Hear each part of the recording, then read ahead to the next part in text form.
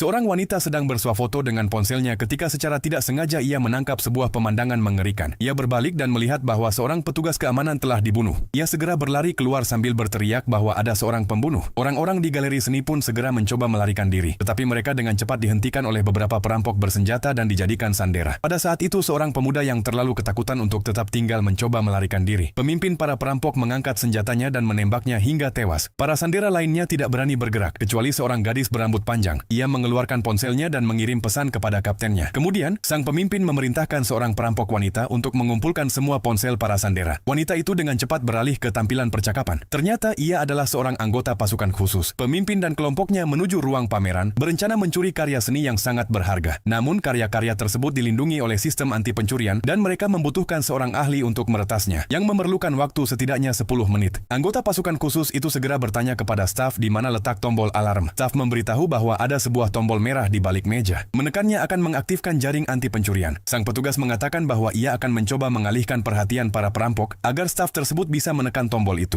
Ia kemudian berdiri, mengatakan bahwa ia akan menyerahkan ponsel dan dompetnya kepada para perampok dan memohon agar mereka membiarkannya pergi. Para sandera lainnya juga mulai membuat keributan, menawarkan uang kepada para perampok. Suasana menjadi kacau. Memanfaatkan momen itu, staf tersebut menekan tombol alarm. Pada saat itu, pemimpin perampok telah berhasil mengambil harta karun. Begitu mendengar alarm berbunyi, ia berlari sambil membawa senjatanya. Tetapi pintu sudah tertutup. Pemimpin itu menyalahkan perampok wanita dan bertanya kepada si ahli, apakah ia bisa menggunakan teknologi untuk membuka pintu tersebut. Sang ahli mengatakan bahwa itu tidak mungkin. Dalam rasa frustrasi, pemimpin itu melampiaskan amarahnya kepada para sandera. Menembak salah satu dari mereka di bagian kaki. Ia meraung, menuntut untuk mengetahui siapa yang bertanggung jawab, dan mengancam akan melakukan kekerasan lebih lanjut jika tidak ada yang mengaku. Anggota pasukan khusus itu pun berdiri. Pemimpin itu hampir menembaknya, tetapi sang ahli menghentikannya. Ia mengenali wanita itu. Pemimpin kemudian memerintahkan agar ia diikat. Wanita itu memohon agar para perampok membebaskan para sandera dan menukarnya dengan dirinya. Tetapi sang pemimpin menolak. Ia memerintahkan para sandera untuk berdiri di dekat pintu dan membentuk perisai manusia. Kepala kepolisian tiba di lokasi dan menyusun rencana tindakan. Seorang penembak jitu mencoba mencari posisi strategis, tetapi tidak menemukan tempat yang sesuai karena para perampok bersembunyi di balik para sandera. Kemudian polisi mengirimkan helikopter. Pasukan khusus turun dari atas dan masuk ke dalam gedung melalui balkon. Saat mereka mendekati para perampok dari belakang, mereka melihat si ahli sedang memasang bom pada seorang anggota staf. Pasukan khusus segera melaporkan situasinya. Atasan mereka memerintahkan semua orang untuk tetap di posisi masing-masing.